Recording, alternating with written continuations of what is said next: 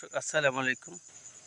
দেশ এবং প্রবাস থেকে যেখান থেকে আমার প্রতিবেদন দেখতেছেন সবার প্রতি আন্তরিক শুভেচ্ছা এবং অভিনন্দন রইল। আশা করি সবাই ভালো আছেন। আজকে আমি এই জারা ঘাস চাষ পদ্ধতি সম্পর্কে ভিডিওতে আলোচনা করব। এই জারা ঘাস আপনারা দেখেন যে কীরকম মাশাআল্লাহ কাটিং, আপনারা কাটিং দেখেন।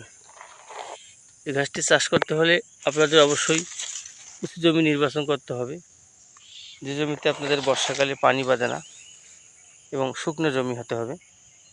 এই জমিটি আমি প্রথমবারে চাষ করছি। জারা ঘাস কীরকম ফলন দেখেন, প্রতিটি কাঠেই আমার আখের মতো হয়ে গেছে। যারা গরুর খামার করেন তাদের মূলত এই ঘাসটি চাষ করতে হবে। ঘাস ছাড়া খামার অচল। খামারে লাভ করতে হলে এই জারা ঘাস চাষ করতে হবে। খামার উপযোগী ঘাস এই জারা ঘাস। জারা ঘাসের ফলন অতুলনীয় হয়, আপনারা দেখতে পাচ্ছেন। এই ঘাসটি মূলত আমি কাটিংয়ের জন্য রেখেছি, আপনারা দেখতে পাচ্ছেন। প্রতিটি কাটিং আখের মতো হয়ে গেছে মাশাআল্লাহ, আপনারা দেখতে পাচ্ছেন। আখ বরাবর মোটা হয়ে গেছে, আপনারা দেখতে পাচ্ছেন ভিডিওতে। অতুলনীয় ফলন হয়েছে আমার এই জারা ঘাসের প্রথম রোপণেই। একবার রোপণ করলে 5 থেকে 7 বছর সেখান থেকে ঘাস কেটে আপনারা খাওয়াইতে পারবেন খামারের জন্য।